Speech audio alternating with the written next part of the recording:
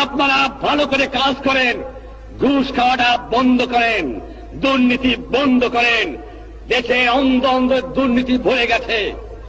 আমি আশ্চর্য হয়ে যাই, এত কষ্ট করে, এত ভিক্ষা করিয়া প্রায় 309 কোটি টাকা আমরা সাহায্য পেয়েছি। দুনিয়ার থেকে 309 কোটি টাকা সাহায্য, 167 কোটি টাকা আমি লোন করে আনছি, যা দিয়ে বাংলার মানুষকে বাঁচাতে চেষ্টা করেছি। 1 আনার বৈদেশিক মুদ্রা আমাদের হাতে আমরা পাই নাই 7 কোটি লোকের জন্য। কোথেকে আমি দেব? যাও ভিক্ষা করে আনি, তাও চাটার গোষ্ঠী চাটে খেয়ে ফেলায় দেয়, আমার গরিব পায় না।